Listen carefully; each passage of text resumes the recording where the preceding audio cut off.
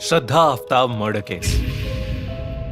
प्यार एक अजीब चीज होती है, जितना सुकून देती है कभी कभी उतना ही दर्द भी। लेकिन कोई इंसान जिससे प्यार करता है वो उसकी जान कैसे ले सकता है।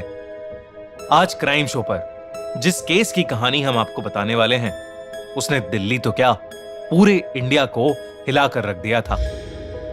साल 2018, करीब 24-25 साल की श्रद्धा नाम की एक लड़की मुंबई के एक कॉल सेंटर में काम करती थी। उसकी मुलाकात उसी कॉल सेंटर में 27 साल के आफ्ताब नाम के लड़के से हुई। श्रद्धा के माता पिता 2016 से ही अलग रहते थे। श्रद्धा और उसका छोटा भाई अपनी मां के साथ रहते थे और पिता उनसे अलग रहते थे। घर के इन्हीं हालात के चलते श्रद्धा इमोशनली बहुत परेशान रहा करती थी। आफ्ताब से दोस्ती होने के बाद श्रद्धा को बड़े टाइम बाद खुशी महसूस हुई थी और आफ्ताब भी उसे हमेशा स्पेशल फील कराने की कोशिश करता रहता था। वो धीरे धीरे आफ्ताब के करीब आने लगी थी और कुछ ही टाइम में दोनों को एक दूसरे से बेहद प्यार हो गया। रिलेशनशिप के 1 साल के अंदर अंदर ही दोनों ने डिसाइड कर लिया कि वो एक दूसरे के साथ लिव इन रिलेशनशिप में रहना चाहते थे। साल 2019 से दोनों ने एक साथ रहना शुरू कर दिया। इसके लिए उन्होंने मुंबई में ही किराए पर एक कमरा ले लिया था। पर श्रद्धा के पेरेंट्स आफ्ताब को बिल्कुल पसंद नहीं करते थे। आफ्ताब मुस्लिम था और श्रद्धा हिंदू, इसलिए श्रद्धा के दोनों ही पेरेंट्स उसके आफ्ताब के साथ रहने के डिसीजन के बिल्कुल अगेंस्ट थे। मगर श्रद्धा जिद पर अड़ी रही। उसने अपनी मां को यह तक कह दिया कि वो अपने परिवार से अब कोई रिश्ता नहीं रखना चाहती थी और अब उसके लिए आफ्ताब ही सब कुछ है। इसके बाद श्रद्धा ने अपने घर को पूरी तरह से छोड़ दिया और वो आफ्ताब के साथ रहने लगी। वहीं दूसरी तरफ उसके पेरेंट्स बेहद परेशान रहने लगे थे। श्रद्धा ना ही उनसे मिलती जुलती और ना ही उनका फोन उठाती। अपनी बेटी की खोज खबर वो उसके व्हाट्सएप या सोशल मीडिया स्टेटस से लिया करते थे। ऐसा चलते चलते अब 1 साल बीत गया था और श्रद्धा की मां अब बहुत ज्यादा परेशान रहने लगी थी। कुछ ही समय में टेंशन की वजह से श्रद्धा की मां की तबीयत बहुत ज्यादा खराब हो गई और कुछ ही दिनों में उनकी मौत हो गई। ये खबर सुनकर श्रद्धा अपनी मां को आखिरी बार देखने के लिए पहुंची और वहीं वो अपने पापा से भी मिली। अपनी मां को खोने के बाद श्रद्धा को बुरा लगने लगा था और इसीलिए उसने अपने पिता से फोन पर बात करना वापस शुरू कर दिया था। एक दिन कॉल पर श्रद्धा ने अपने पापा को बताया कि आफ्ताब उसके साथ बुरा बर्ताव करता है और कभी कभी वो श्रद्धा को खूब मारता पीटता है। ये सुनकर श्रद्धा के पापा ने श्रद्धा को घर बुला लिया। श्रद्धा भी आफ्ताब का ऐसा बिहेवियर देखकर चुप नहीं बैठी और वो वापस अपने घर चली आई।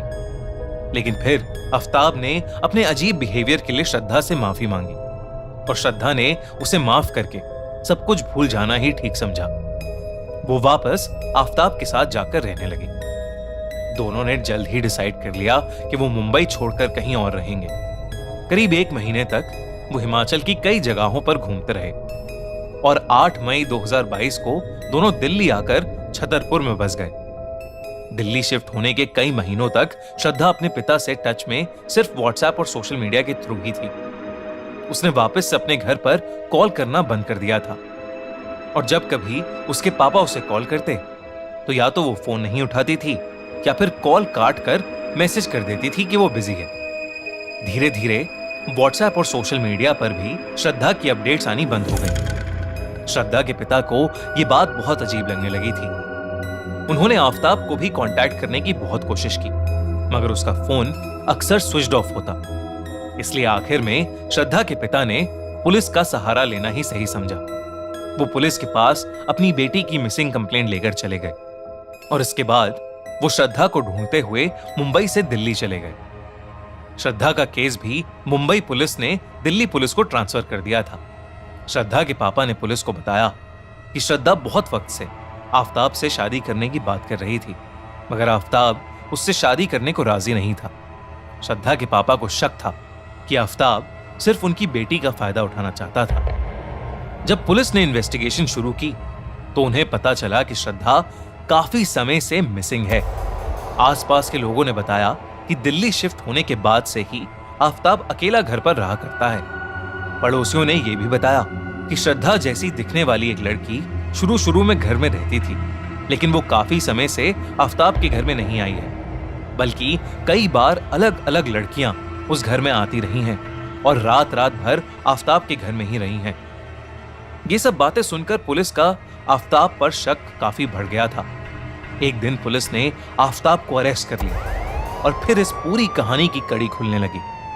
पुलिस ने जब आफताब के घर की तलाशी ली तो उन्हें उसके फ्रिज से अजीब से मीट के टुकड़े मिले। टेस्ट करने पर पता लगा कि वो सारे टुकड़े ह्यूमन फ्लैश के हैं, मतलब किसी इंसान के शरीर के टुकड़े हैं।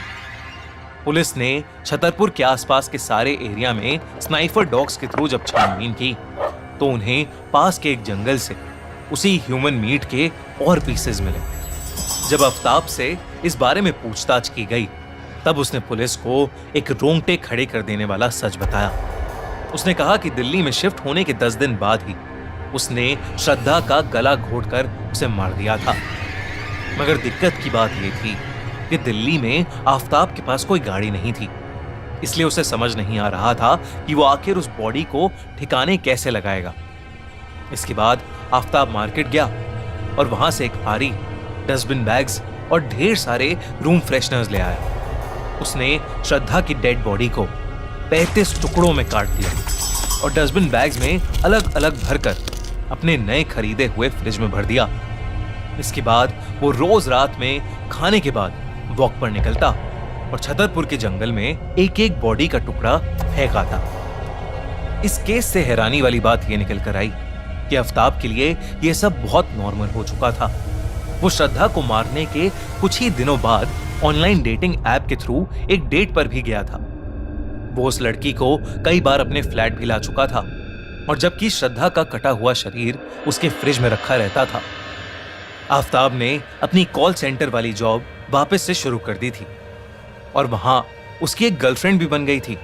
वो उसे भी अपने फ्लैट पर लाया करता था। आफताब ने पुलिस को यह इन्वेस्टिगेशन के दौरान बताया कि उसके और श्रद्धा के बीच में चीजें ठीक नहीं चल रही थी और एक दिन उन दोनों के बीच बहुत बड़ा झगड़ा हो गया था। गर्मा गर्मी इतनी बढ़ गई कि आफताब ने धक्का देकर श्रद्धा को गिरा दिया और फिर उसके ऊपर बैठ गया और पूरी ताकत से उसका गला दबाने लगा। देखते ही देखते श्रद्धा की जान निकल गई और उसकी मौत हो गई। ये सब बातें आफताब ने खुद पुलिस को बता दी और बयान देते वक्त आफताब पुलिस के सामने पूरी अकड़ में बार बार इंग्लिश में कहता रहा, यस आई किल्ड हर। एक गलत इंसान से प्यार करने की वजह से श्रद्धा आज इस दुनिया में नहीं है। आपको क्या लगता है, ऐसे क्राइम के लिए अपराधी को क्या सजा मिलनी चाहिए? हमसे कमेंट्स में जरूर शेयर करें।